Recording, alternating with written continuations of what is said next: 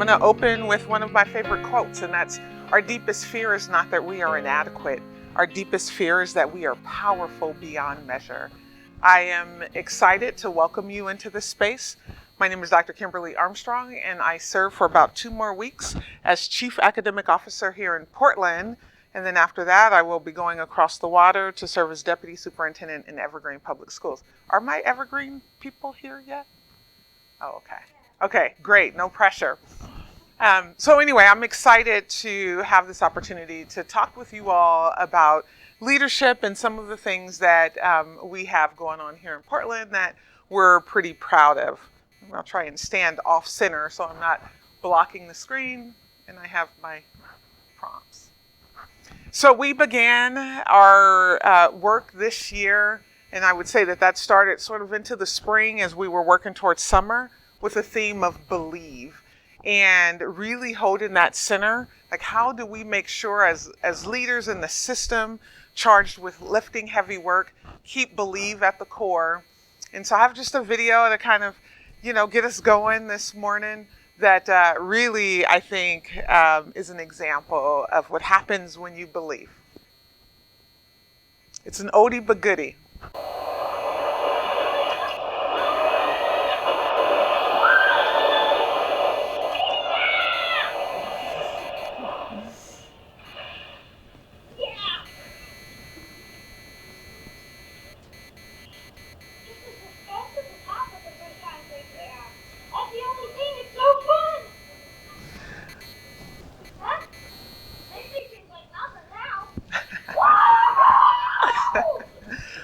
I love that video, right? Just the suspense at the top. 60 seems like nothing now. How many of us have entered school years with lots to lift and like, oh my goodness, I need to get up out of my bed and go through the door today and then get to the end of the day. Anyway, love that video. So here in Portland, we have 3 instructional priorities. And it's all around our roadmap to educational equity. And so our 3 priorities are high quality instructional materials, our instructional framework, and teacher professional learning. We're really excited to celebrate some successes in the data that we had this year. And there's also some small wins that isn't necessarily reflected in the data. And we attribute it all to the work that we're doing around our instructional priorities. Our educational why. So here in Portland, we are unapologetic about serving our Black and Native students.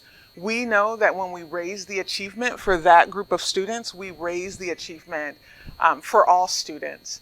And I always like to personalize and make references to our students, both current and past. And I think of, I have this clicker down. I think of this kiddo who, this is a first day of school picture, and he was not ready to go into the classroom and receive learning. As a matter of fact, that would be a face that I would see every year for several years. That's my son. And I would say that he was definitely impacted by mental health, not engaged in school, and just the reports that I would hear was that, we don't know how to get him excited about learning, which was always tough for me because, see, at home I saw this smiling kid. I saw this kid that was curious and wanted to get into as many things as he could. And so one of the things that I needed to do, along with our wonderful teachers and the principals that he would interface with along the way, is to make learning personal, to make it relevant and really center his experiences. So in June last year, I was very excited. As a matter of fact, I was so excited I needed to be on stage to witness this event. He graduated high school and now he's off in Nebraska at college, enjoying his first year. Some of the stories I'm getting, I'm telling y'all, I'm like, maybe like share that with your siblings. Mom doesn't need to hear everything. But I'm really proud of him. And importantly, I'm proud of the educators, not only that surrounded him, but all the educators that are working hard on behalf of our kids. And really when I think of the work that we do in schools, there's really 3 actions that I really want to call out for the purpose of this presentation. And the first action is to listen, right? Now, many say, okay, listen, and I do that, and I'm hearing people, but what does it mean to listen when we're leading change, right? When we're leading humans who may not be leaning into the work, what does it mean to listen when sometimes we don't want to, right? Or maybe there's individuals where we're like, yeah, I've heard you and I've been listening, and it's overwhelming. And really, there's these three words, right, that I think of. It's listening with curiosity, right, with motivation, and with effort, right? Like there's action in listening.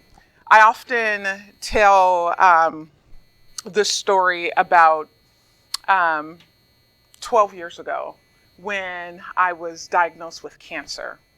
And I remember experiencing that and then needing to start treatment pretty quickly. I needed to do radiation every day and chemo once a week for a couple of months. And if any of you have ever been connected to someone going through cancer, you know that right around the midway mark, you hit a wall and you just get exhausted. And I remember in this particular time, I was in Seattle and it was snowing, and I had been going in every day for radiation, making small talk. It's a quick process. You're in and out in under 30 minutes. And I remember getting to a place where I hit a wall and I'm like, I'm done. I just need to take a break and I'm not going to go in. And I got a call after about 2 days from the nurse. And she was like, you really need to be here. You need to finish this plan. And what I found probably the most impactful was that this nurse would then go ahead and tell me all the things that I had said in our small talk conversations about my belief, about my hopes, about my dreams, about my children. I have 4 of them, and they were all younger, right? And so just the aspirations that I had as an assistant principal at the time, and just the future for my children. And she would speak all of that back to me. And it was enough to get me to get up and move and go in and keep going. And obviously 12 years later, we know that it was a successful battle. I mean, I say that to say that what was profound for me was, and not that like I don't listen to people and I move through life like not listening, but like really thinking about what it means when someone listens and they're able to collect funds of knowledge, as I refer to them, to then be able to speak back to a person or in a system at a time when we need to hear it most. One of the things that we've started here in Portland is the Family Advisory Council on Education, that we simply say is FACE. And it's a way for us to listen to stakeholders in an authentic way, right? To make space where we can co-create. So I often share with people and they talk about family engagement and they're like, yeah, we have this family group and folks come in and we're sharing our information. And I like to say, you need to think of partnering with families as, in a frame that's about residents and visitors, right? So when we have people come to our house that are visiting, we don't expect them to stay long. They're definitely not decorating walls. They're probably nice and polite. They stay for an amount of time and then they leave, right? But what happens when you invite someone to live in a space? They create their space, they personalize it, they get comfortable, right? And so when I think of the work that we're doing here in Portland and that we're so excited about, is the way that we're making space for our families to live with us alongside this work, right? We know that the sum of us is greater than any one of us, and that includes families. We also have focus group with teachers on how things are going with our instructional priorities, where we talk about the high quality instructional materials. We ask questions about teacher professional learning, and we're very transparent when showing how we're using that feedback to inform what we choose to do next, right? So I had some turn and talks planned. You guys are all sprinkled out, but I think we could still maybe try it a little bit. But I would love for you all to just turn really quickly and find an elbow partner or front and back to just share really quickly strategies that you all are using to really listen, whether it's your students, whether it's families, or other educators in your work. So 2 minutes. Thank you all for that. So let me hear you all say listen. Listen. Oh, come on now. We're not that early in the morning. Listen. Listen. Okay, great. So then after listen, the second action that I want to talk about is what it means to lift. What it means to lift the work and what it's meant to lift the work here in Portland Public Schools. So there is a couple of things that I want to talk about that maybe give some insight into some things that are happening here in Portland. But the three words that I want you to keep in mind is investment, commitment, and strength. So we have a guidebook that we published for the first time this year. And it really talks about the curriculum that we're using, the programs that we have, and some of the strategies. And it's family facing, so it's not just it's not just an internal document, but external as well. And I'm going to talk about a little bit about what's the content, but I just kind of want to pause. We have a chief of research accountability and assessment, and we always quote him. He always says, we can do hard things, we can make tough decisions, and we can stand behind them. And really that's what the work has been like here in Portland Public Schools. So our superintendent arrived about 7 years ago, and one of the very first things that he did was get with community and establish the strategic plan, which we call Forward Together. And that document has been an anchoring document in all the work that we've done in the Office of Teaching and Learning. A couple of years ago, in Oregon, you can put curriculum on a bond, and we had our bond pass, and we were able to update some curriculum. So last year, for the first time, we had math 612. The year before was math K5. This year this past academic year, we had ELA K12. And then next year we'll have science, K5, and social studies, K12 in the next year or two. And so some pretty heavy lifts. And, we definitely heard some concerns. Folks, when I'm talking about lifting, folks weren't even sure how they were going to get up off the ground with all of the different things that they were charged with. But see, if you knew our story and you understood the curriculum and the achievement results that were happening across communities, you would know then that our teachers were able to create their own curriculum. And in some cases, that worked out. In other cases, it wasn't standards-based aligned curriculum. And so we really needed to change that. Some of our textbooks hadn't been updated in over a decade, 2 decades for some. We talk about our social studies curriculum. This isn't even half President Obama right now, right? So when we're talking about aged materials, we're talking about a couple decades worth of information that's been left out. And so how can we say we're preparing our students for the future now if the materials that they have in their hands isn't even updated in some of the classrooms? And so the guidebook was our first step to pulling together a collection of work. I'll have a copy for all of you all at break. But pulling together all of our work and saying it from the rooftops, like here's what we're doing and here's how we're engaging. So just really quickly, I want to walk through these. And I don't know what my adjusted time is with the delayed start, but I'll figure it out here pretty quickly. So in our guidebook, we talk about the curriculums. We have QR codes all throughout it so that families, students, and all of our supporters are really clear on what we're doing in the curriculum that we're using. This is just an example.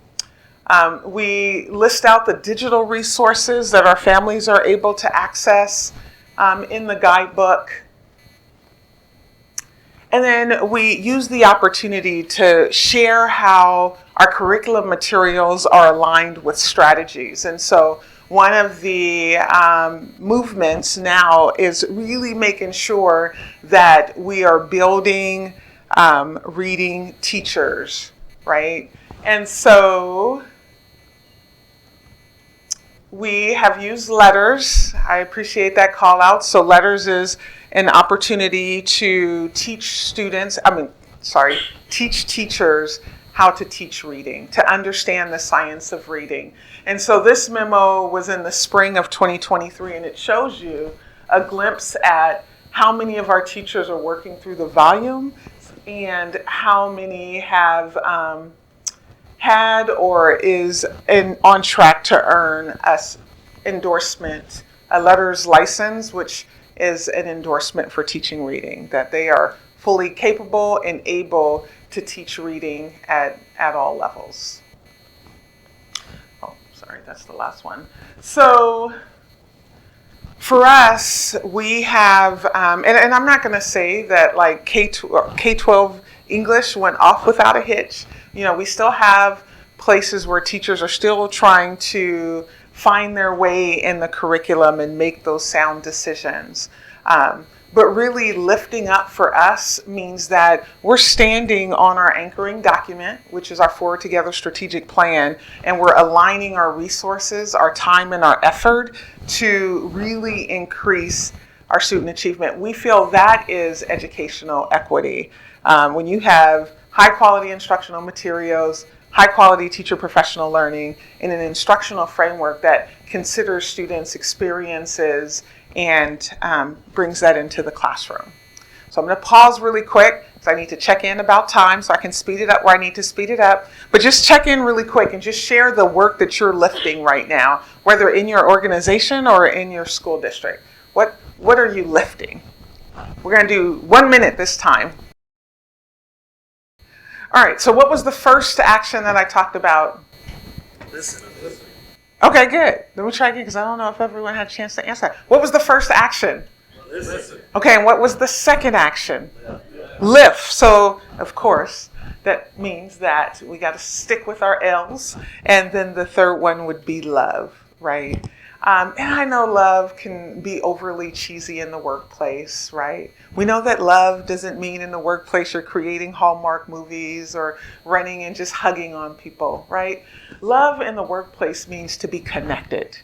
It means to be compassionate. And it also means to be curious, right? When I think of the ways in which we've moved through the system, one of the things that we've really focused on is creating and standing on our teaching and learning stance and really making sure that individuals are thriving in their place of work, in their work, right? So I have been excited because I became a published author a few months ago, or back in April. And I wrote a book called Instructional Leadership, and it's strategies for building resilient workforces. This is my shameless plug, I know. But really what it does is, really talk about how we establish that love in the workforce. What does it mean to create an environment that's humanizing, that's supportive, that really sees and hears people, right? One of the quotes that I love hearing and saying is that you see people before the work. And during this time where things are really hard, right? We have some things that we're not sure about when it comes to bargaining and work stoppage and what's on the horizon here in Portland. We know one thing is that we want our students and their success to continue to rise. And we know that we need to continue to lift it. And sometimes, right, we have to be innovative in the ways in which we approach that work. And so I think one of the things that we're hearing and seeing is this fear, right? When I opened up with the quote, our deepest fear is not that we are inadequate. Our deepest fear is that we are powerful beyond measure. And we have a lot of individuals sitting in, excuse me, drink some more water, sitting in spaces where they're unsure, right? Not only about who they are as leaders and teachers, but how they connect with those around them. We've seen our world change over this last decade. Well, the reality is that it's been changing over a series of decades, but probably more intentional and focused in calling people's attention. And so even in Portland Public Schools, when we talk about centering experiences for students who are Black and Native, right? There's some folks that sit in that with a lot of concern and a lot of worry, not sure that they know how to do the work, if they're the person doing the work or the right work. And so I think one of the things that we found and where we're experiencing some success is trusting in the vision and staying on message. Even sometimes that means that, there's some folks that we need to do some side coaching opportunities with. We need to check in with. The key is that we're staying on message. So that's a great question. I appreciate that. Thank you.